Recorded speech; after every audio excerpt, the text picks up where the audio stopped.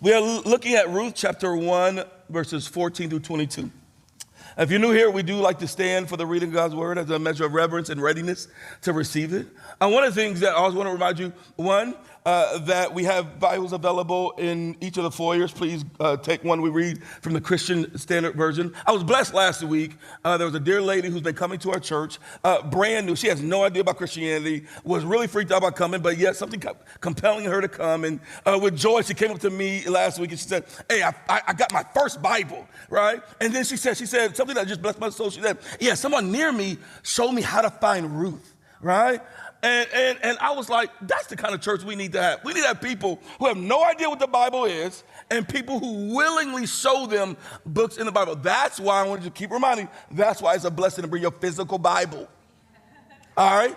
For you to learn and keep learning where to find things in the Bible, and because people are around you also learning with you and watching you as you do that. So if you're not familiar with the Bible, Ruth, you can look at the table of contents. It's on the first part of the Bible called the Old Testament. Ruth chapter 1, Ruth is the name of the book of the Bible. 1 is a big number that you're going to see bold. That's the chapter number. And then the small numbers are verses. So when we say Ruth 1, chapter 1, verses 14 to 22, that is what we are reading. And it reads like this. Again, they wept loudly, and Orpah kissed her mother-in-law, but Ruth clung to her. Naomi said, look, your sister-in-law has gone back to her people and to her gods. Follow your sister-in-law. But Ruth replied, don't plead with me to abandon you or to return and not follow you. For wherever you go, I will go. And wherever you live, I will live. Your people will be my people, and your God will be my God. Where you die, I will die, and there I will be buried. May the Lord punish me and do so severely if anything but death separates you and me. When Naomi saw that Ruth was determined to go with her, she stopped talking to her. She shut her mouth. That's what she did. Just shut her mouth. Said, I can't say nothing to this young girl. Verse 19, the two of them traveled until they came to Bethlehem. When they entered Bethlehem, the whole town was excited about their arrival. And the local women exclaimed, Can this be Naomi? Don't call me Naomi. Call me Mara, she answered. For the Almighty has made me very bitter. I went away full, but the Lord has brought me back empty. Why do you call me Naomi? Since the Lord has opposed me and the Almighty has afflicted me. So Naomi came back from the territory of Moab with her daughter-in-law Ruth the Moabitess. They arrived in Bethlehem at the beginning of the barley harvest. This is the word of the Lord. Thanks be to God. You may be seated. The grass withers, the flower fades, but the word of our Lord remains forever.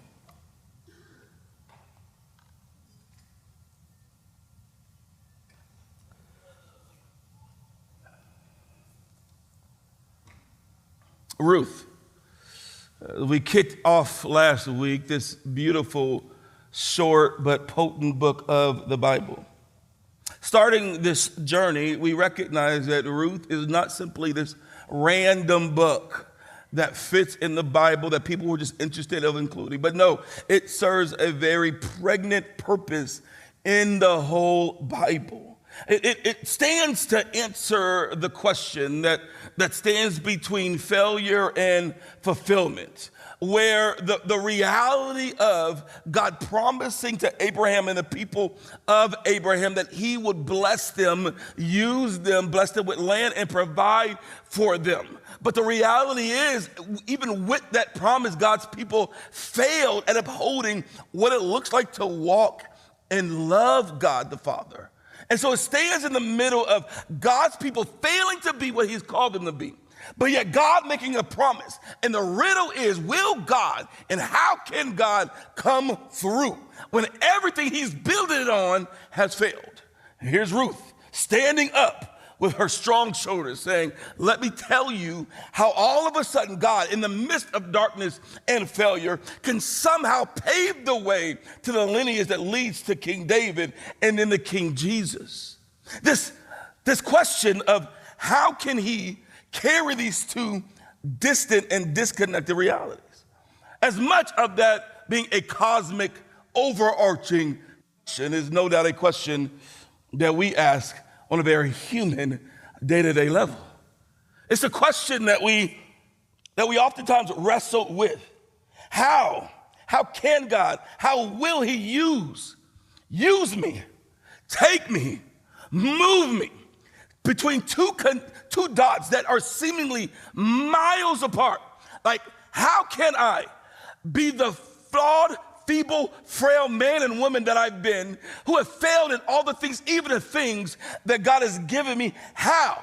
When I have a sense of fulfillment still in me, how does that play itself out?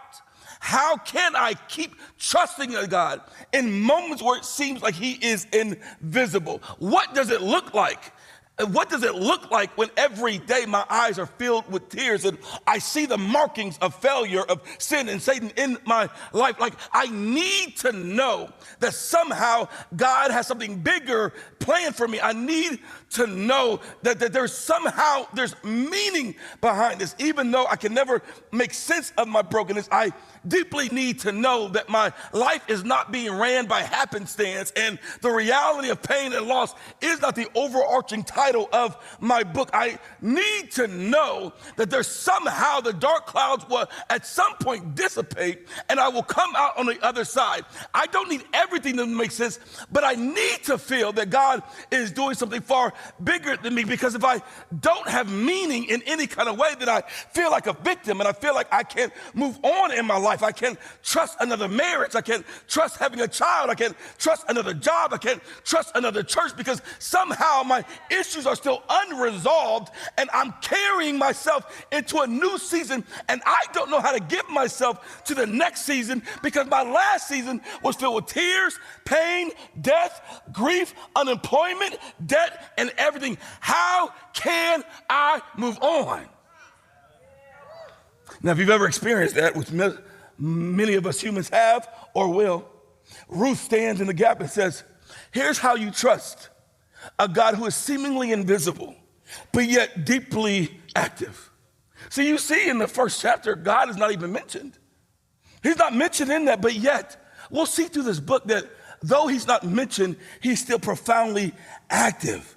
We see that he gives things like though we would say, God, I can't see you. He says, well, there are things I will give you so you can see me and experience me. And last week, we started with these hints of hope, these subtle reminders, senses that though I don't see him actively moving, there is this deep sense that he's still active right now. There's this deep sense that though my circumstances hasn't changed, somehow I'm going to be okay. It's what we call the nod, right? The nod. I love all the men, black, white, Asian, nodding me. Love it. But it's that nod where God, if you've ever experienced a nod from God, it's this subtle reminder that though you might feel forgotten, you're not forgotten. Though you might feel that there's a need that I'm not providing, I am providing. There is this subtle reminder. Raise your hand if you've ever experienced these subtle hints of hope where God didn't fully bring it through, but deep down you had an assurance, God ain't left me alone yet. God gives these hints of hope. And then next, and if you weren't here last week, and go and listen to that sermon where I dive more deeper into the next. He gives these hands to help. We see through the story that Naomi, if you don't know the story, Naomi, he leaves Bethlehem to Moab with her husband, Elimelech. And Elimelech ends up dying, and her two sons who married Orpah and Ruth end up dying. And all of a sudden she hears that God is actively doing something in Bethlehem. And so she is heading back to Bethlehem to experience the very presence and blessing and provision of God. The very absence of God is why she left Bethlehem. And all of a sudden, Though she is recognizing that she had lost her husband and 2 sons, she sees the faces and the eyes and the tears of these 2 daughter-in-laws, these daughter-in-laws who weep with her and walk with her and care for her. And it's a reminder that even when you think God has removed everybody around you, if you look closer, he will find at least a person standing next to you to carry you, to encourage you, to help you move on. It's these hands to help that everyone needs a hand to grab a hold of when you're walking through the roller coaster of a life. When you've ever been on a plane and there is a little bit of turbulence, you don't even care the name, the birthday, the ethnicity of the person next to you. You grabbing their hand. You don't even need them to talk. Just grabbing their hair somehow helps settle you a little bit in the moment of fear. God offers you these hands to grab a hold of. Now, all of a sudden, Naomi says, go, I am too old. I will never be able to have sons again that you will then eventually marry. Why would you go back to your home in Orpah weeping, but then turns and leaves? And it's a reminder that sometimes people will come and sometimes people will leave. It's a reminder that not everybody is meant to be in your story forever. And there are chapters when people who were in chapter 1, they're not going to be in chapter 2. And you got to be able to trust God, because God will send people and he will send out people. And you got to have the courage and the fortitude to trust God that if someone moves on, don't throw yourself a pity party thinking that God abandoned you because they don't play a part in your story anymore. Their part is likely over. If God seeks to bring them back, blessings to God. But I'm going to focus on who still remains. We live in this time where it is a lot of woe is me. And I regularly read articles. I love you. I don't know why I love them, because they get on my nerves. But these articles, and most of the time, it's this article about, so-and-so got abandoned by so-and-so. Or I remember one, so-and-so left their groom at the altar for this reason, that reason. And then they went to Reddit and asked the people, were they wrong? And if you know Reddit, it's this online community. And this whole article is about Reddit people who they don't know telling, girl, I agree with you. You should have done that. Why would you do that? Everybody, but we do that. The number of people I see on Instagram, Facebook, Twitter, talking about everybody that left me. Ain't nobody with me like I'm with her. Get off of social media. Talk to your God. Stop talking about how much people left you. Now, I'm not minimizing that. You might need counseling. You might need to talk to your pastor. You might need a community group. You might need something to work through it. But understand, while that person moved on, there's somebody still right there helping you. You have to have the fortitude to trust that God will provide for you. See, Ruth covenanting herself to Naomi. She says these pregnant words that really has boggled scholars, because a Moabite is a woman. She's a Moabite. She's of the community that is idolatrous and rebellious, and not of the people of God. She is part of the people who would consider themselves outside, and God's people would consider themselves outside. But all of a sudden, you see a Ruth who looks in the eyes of Naomi and says, where you go, I will go. Where you die, I will die. This is why, even though some people leave, hear me, don't be surprised that the most unexpected person will be the biggest blessing in your life.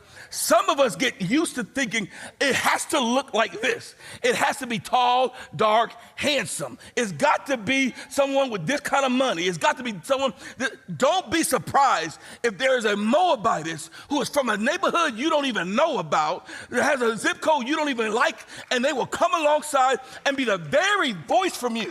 See, this is why we value this diverse church, because in this church, you will likely be serving with and in community with people who you have no other reason being connected to them outside of being part of this church. And you can't go into a room thinking because he looked like this, she act like this, she smelled like this, he had that experience, that they cannot be a blessing to you. You could be shutting off the very person that's meant to give you life if you be open to the unexpected.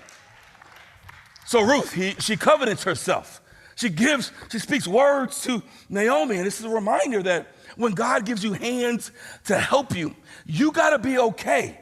You got to be okay and trust that they might do and say things that you need, even if it's not about your comfort. So you see, Ruth did not hold back. She looked at Naomi, she said, now look here, lady. God called me to be here. I'm gonna need you to be quiet. I'm gonna need you to stop talking to me about leaving you. I'm gonna need you to know I'm going where you're going. I'm gonna be where you're gonna be, and you can't ask me otherwise. I'm gonna need you to trust that I am not viewing you through your bitterness like you're viewing your bitterness through the circumstances. I need you to trust that I experienced the same loss, but I'm willing to bear your weight with me.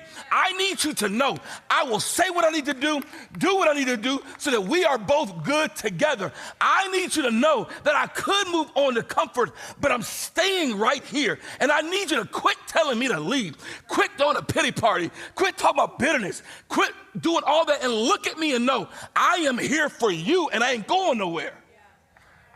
See, I think we need to redeem this idea of covenantal friendship. I think we have convenience friendships in this day. We are friendships based off of proximity, similar interests, different things.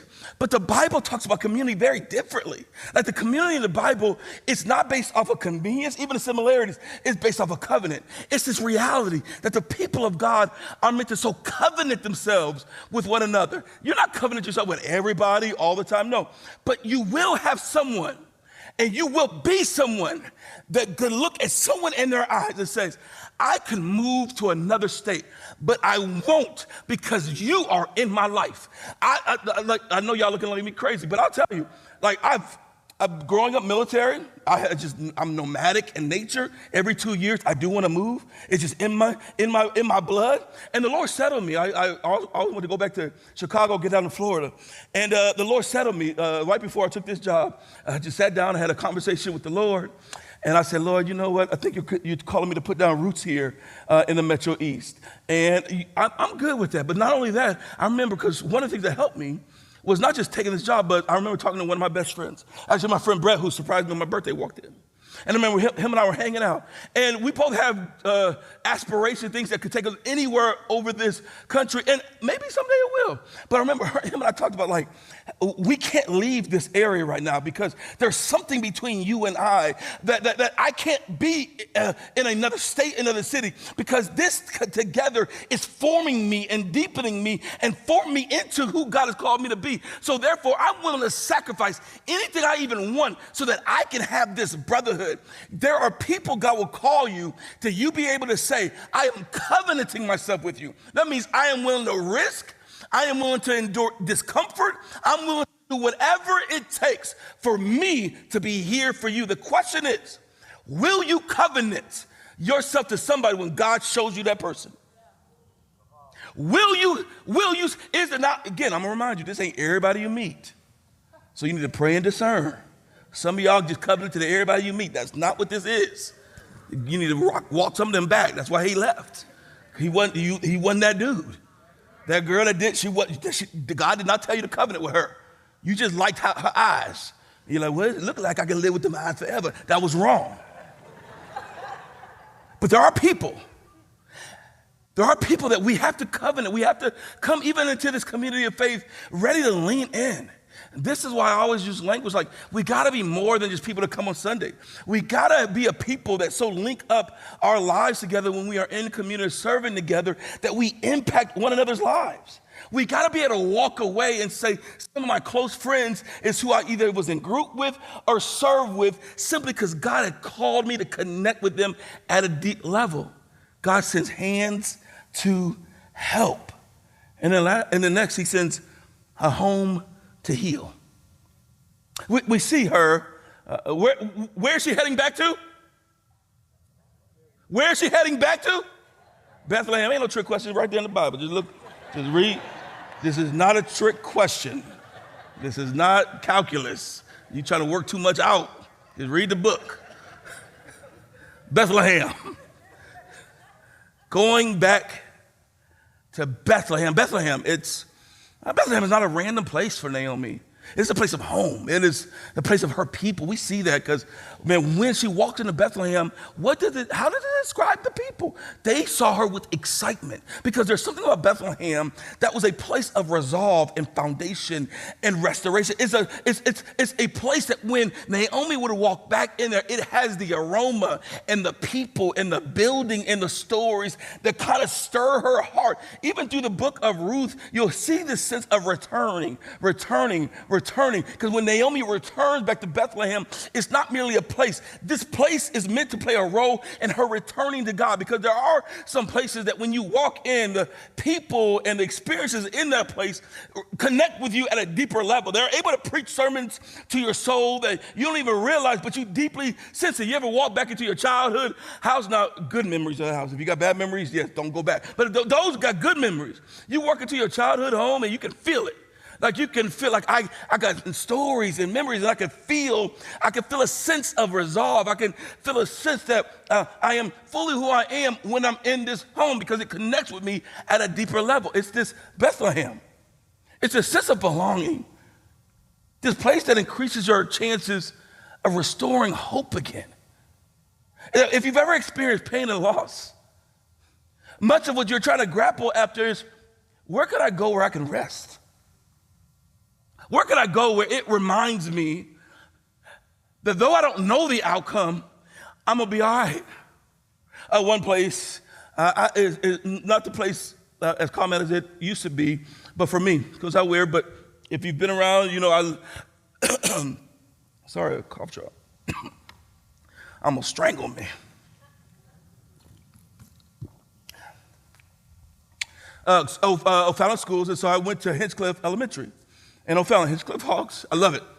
And one reason why I love Hinchcliffe is, for some reason, that school served my soul. Like for years, high school, college, after college, when I moved back from Chicago, anytime I needed to go to a place where I can just settle, where I can come crying, I can come confused, but I come there, and when I sit on the swing or I shoot some baskets on the playground, somehow this little place communicates to my soul. Remember when you were little and God carried you?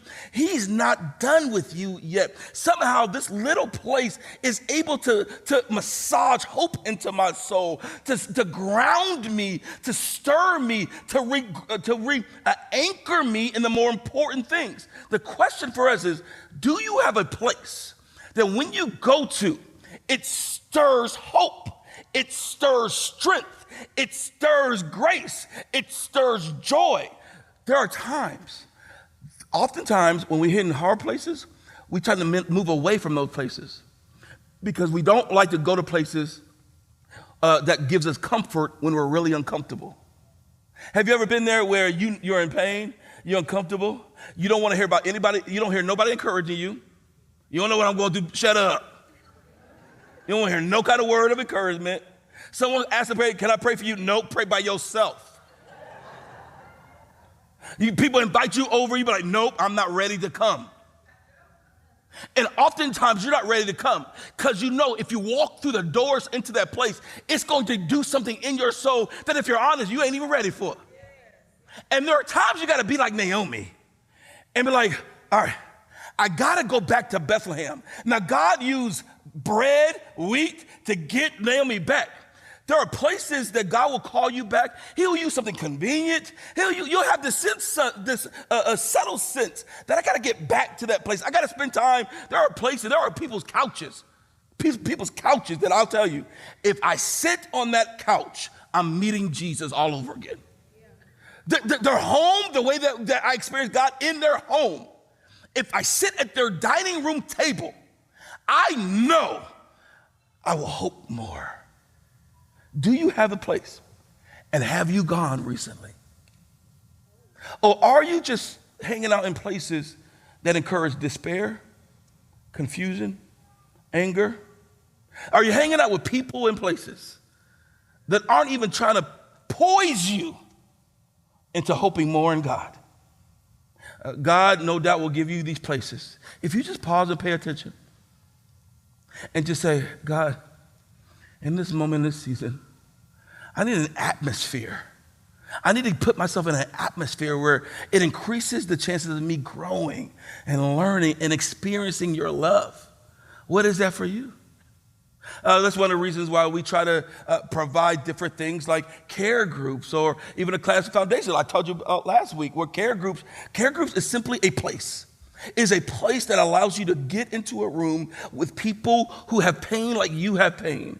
And being in that room with them, posture yourself, even if you're not ready, you come in broken, you're not even hopeful when you come in, but yet you put yourself in the position in that room. And when you're in there, it increases the odds of you seeing God more fully. I remember going to Grief Share. I remember a number of people at Grief Share. I remember people I invited. They're like, I don't want to go to Grief Share. I ain't ready for Grief Share. I ain't nobody trying to hear your story. I'm just mad. And I remember inviting some people, and they sat there behind in Grief Share, and before you know it, they'd be like, oh, Lord, I thank you for Grief Share. I just need the Lord to help me. And really, and they look at it like, that really helped me. Why? Because there's something about the place and the people in a place that if you position yourself there, it increases your chances of growing and healing and having hope. This is why we have Grief Share and divorce care or financial peace. It's for you to experience an atmosphere that increases the odds. We also have a class called Foundations. Foundations is a class that helps people who are newer to faith, or even if not new to faith, grow in your understanding of who God is and how we relate to him.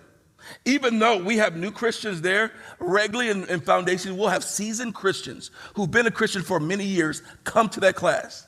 And you ask them, why are you back in this class? And they would say, because I need a renewed sense of who God is and what he's doing in my life. Recently, we had a young lady who had no Christian background whatsoever, come and had no idea what Christianity is, come to our Foundations class. And in the middle of the class, one of the facilitators were praying. She closed her eyes, and Jesus revealed himself to her. She said, I could see him and sense him. There was a warmth that carried me, and he embraced me. And in that moment, I recognized that when you take intentional time to put yourself in the place to experience Jesus, there's a great chance he'll respond and show up. Where is that place? Now, by the way, come to Foundations. I'm not promising you're going to have a dream, but God will meet you where you need to be met. Lastly, there's Hesed. You know the word Hesed. Hesed is that steadfast love of God. Hesed is the reality that God's love is a consistent love. And I would say that we have hints that hope. We have hints of hope. We have hands that help you, right? We have homes that heal you. And then we have Hesed that holds you. Hesed, it's this steadfastness of God. It's this sense that God has so covenanted himself to his people that even when they think he's abandoned them, he can't, because it would undermine the very nature of his covenantal love. It's this perpetual, pursuing, steadfast love that kicks down doors and tears down walls and climbs over mountains and swims past oceans and come into the darkness to love you. That's what Hesed, and even though it's not present, you sense this. Naomi is existing in the Hesed love of God. See, because she is part of the Ephrathites, what we talked about before. Part of the people of God. And God made a promise to Abraham, I am going to bless and love your people. And though she is in a season of deep pain and despair, God's love never stopped. In fact, you can see that as she's going back to Bethlehem, and then you see that stirred up when Ruth says these words. If you do some studies, you'll see Ruth, despite being disconnected from God's people, uses Hesed words, like, I will go where you go. I will be where you be. Your people will be my people. You know what that is? That's Hesed love. Somehow, Ruth understood this covenantal love, maybe through her experience through her husband and Naomi, but she carried that into her relationship with Naomi and was reminded of this sense that, man, there is a love that will carry you if you allow the hands of God to hold you. See, Hesed is not the horizontal hands. It's the vertical hands. It's the eternal hands. See, steadfast love is the hands of God being willing to hold anything that you can put into it. And it's the hands of God that if you put them into it, there are things that he can do with them. There are things that he can do for you. There are things that, man, you can trust the deepest pain into those hands. Like you know that deep down, I don't know what you're doing, but something about God's steadfast love that if you trust it, he can use his love to take the most shattered piece of your life and redeem and restore. Like, there's a song growing up. Missionary Baptist choirs love this song. They still sing it to this day. And it's a song that has words like all is in his hands. All in his hand. I put it all in his hand. Dun, dun, dun, dun, dun, dun, dun, dun. All of my problems, burdens, if I have a problem, if I have a question. And then they do this breakdown at the end. This. And all black people, yeah. We get loose over that one. We will get loose. Or don't play that song. We'll tear this whole church up on that one song. I promise you we will. Don't tempt us. But I love the song. It says, this or that. Problems, burdens, questions. I put it in his hands. Like I put it in the place that I have a sense that deep down, I don't know what to do with it. And if I'm being honest, I'm scared to put it in his hands because I don't know what he's going to do, but I'm going to choose to put it in his hands. I'm going to choose to trust him with my grief. I'm going to choose to trust him in my loss. I'm going to choose to trust him in my infertility. I'm going to choose to trust him when nothing makes sense. Now, here's why I love that song, but here's why I disagree with that song. Because the whole song is, I put it all in his hands. Here's what steadfast love is. Even when you don't put it in his hands, he's taking it. See, you have to understand steadfast love. Steadfast love is the sovereign goodness of God that from the very beginning to the very end, this is why we kept talking about the garden and the city, because I need you to be overwhelmed with the overarching story, because God's love, his loving kindness, his sovereign goodness, his steadfast love is one that never, ever takes his hand off of you. And even the things you don't give to him, he says, I'm going to take it and use it. Even when you're crying, I'm taking it. I am carrying it. I am molding it. I am reframing it. Even when you don't know what I'm doing, I have it. See, the story of Naomi, you see this, that Naomi is walking in bitter. But by the end of the story, 4 chapters later, you see her whole story turn around. You see the most bitter woman redeemed, restored. You see Ruth, this Moabite, is being part of the most beautiful lineage of all time. How can God do that? Steadfast love, baby. Steadfast love. See, he says, when she walked into Bethlehem, she said, call me Mara. Well, he's whispering to everybody, her name ain't Mara. It's still Naomi, but she's just confused. She don't know what I'm doing yet, but just trust me, I'm doing it. She think her whole life is about God's hand being against her. It ain't against her. In fact, I'm already ordering her steps. The reason why she's coming back to Bethlehem, she think I'm coming back for wheat. I'm bringing her back to Bethlehem to restore her. See, God is ordering your steps. Steadfast love is God saying, I don't care where you're at, what you did, how you failed, who did what to you. I am ordering your steps to restoration. And if you just trust me, and here's steadfast love. Here's God. God says, even if you don't trust me, I am ordering your steps in ways that all of a sudden you're going to show up and you're going to look up and you're going to like, I don't know how I got here, but somehow I didn't believe God. I didn't trust God. I was angry with God, but somehow I showed up when he healed, restored, redeemed. Why? Because he ordered steps. Steadfast love. See, here's steadfast love. There's two illustrations that come to mind. I'm still wrestling with how I'm going to speak to them. So who knows? I might use both of them. Here's what we're going to do. You'll hear them throughout this whole series because there's beautiful pieces. So back at Christmas, me and my sister were debating with Shelly and my brother-in-law Kimpton. We were debating. We're going back and forth because we disagreed on some things. Here's what we disagreed on. See, my sister and I, we were raised that nothing is ever wasted. Like if you bought something, you got to maximize it, get the full use. I mean, you clean it and reuse it until it has holes. You can't reuse it anymore. So here's what we do. It annoys people, but here's what we do. We wash Ziploc bags that have been used. How many of y'all knew? Okay, see, I don't know what it is, but my mama taught us, like, you wash Ziploc. You don't throw away Ziploc bags. You reuse them. You reuse them till there are holes in them. My brother-in-law got me. He says, read on the box. Does it ever say wash them? I was like, yeah, you got me on that one. It don't say. But still, deep down, I'm going to wash them. Like, it pains me not to.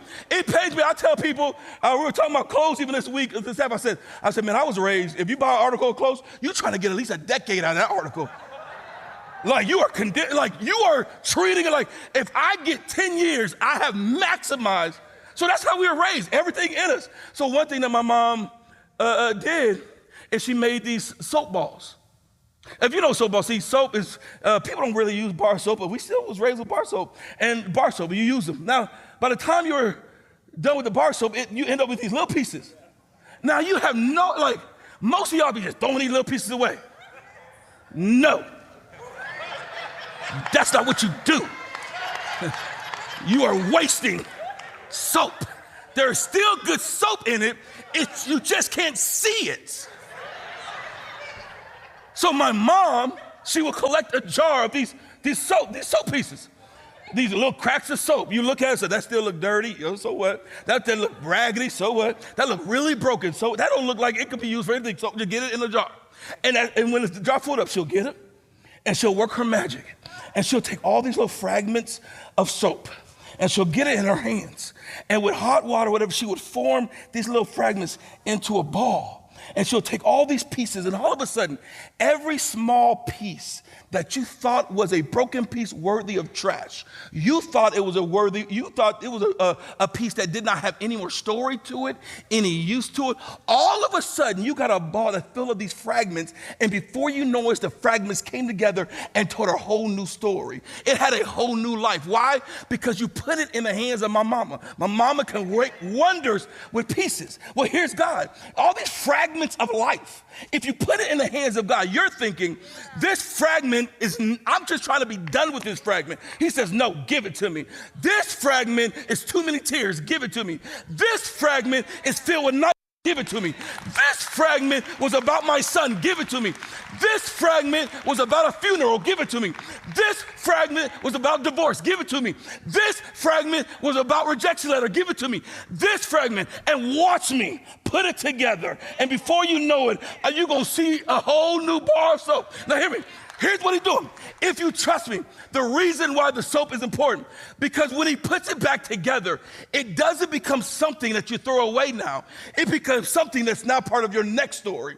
So every fragment you ever walk through becomes a part of your next chapter. It is the way you understand your next chapter. It is the way you grow into your next chapter. It is the way you move forward. Why? Because you done gave him all the pieces.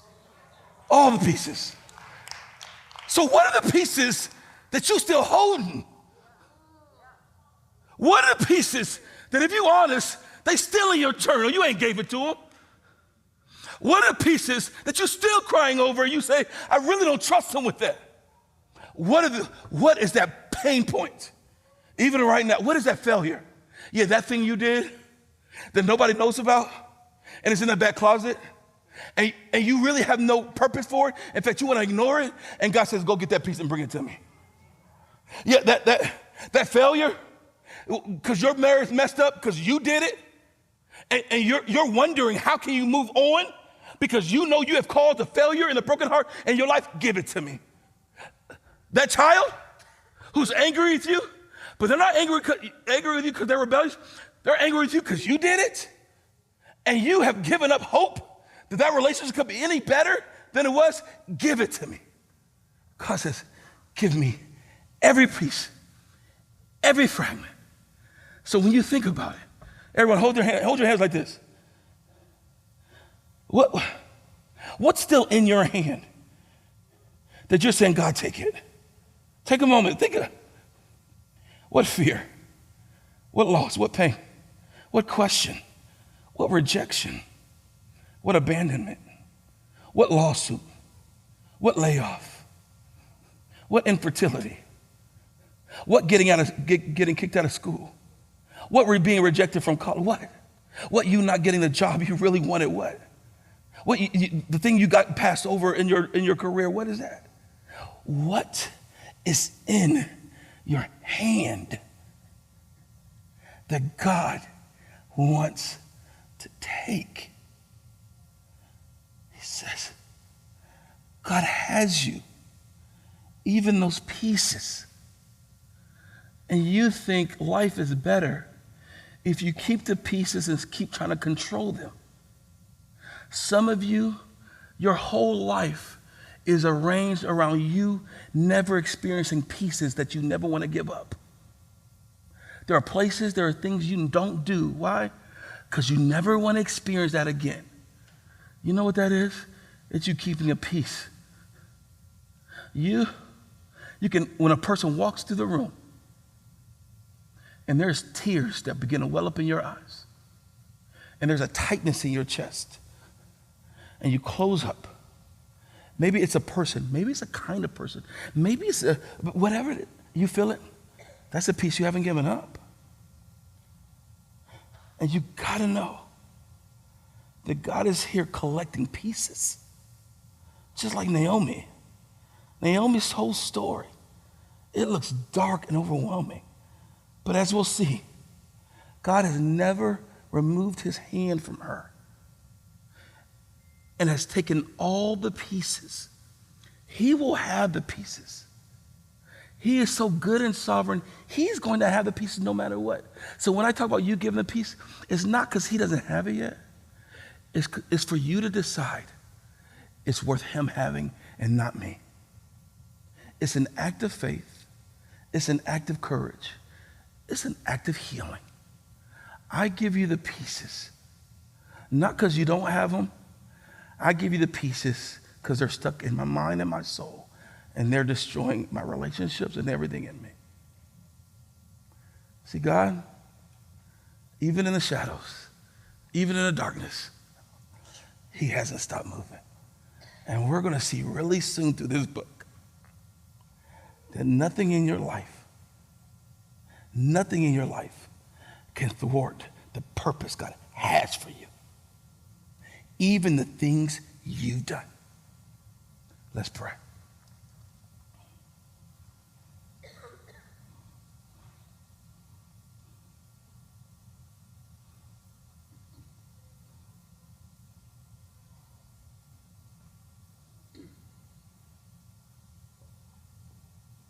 Just take a moment.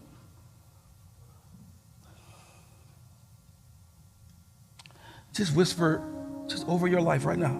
God has me. God has me. God has me. He has me. He has me in my young age. He has me in my old age. He has me in my joy. He has me in my sadness. He has me when life makes sense. He has me when it doesn't. He has me when my bank account is full. He has me when it's not. He has me. God has me. Steadfast love has said, has you. Father God, I pray that you would open our eyes. Help us to see you. Help us to trust you. Help us to know you're never done working. You pursue and pursue and pursue. Some of us in here have been running. You've been running for years, child. And you can just turn around and see God's still after me. Why are you still running? Go back home. Go back to Bethlehem. For you have never trusted Jesus with your life, with your soul, with your sin, with your failure. You have never given it to him. Jesus died on the cross to take all of that from you. That means everything you bring him, he says, put it on me. Your bad decisions, broken heart, put it on me. Put it on me. I'll take it and I'll give you grace, forgiveness, and love.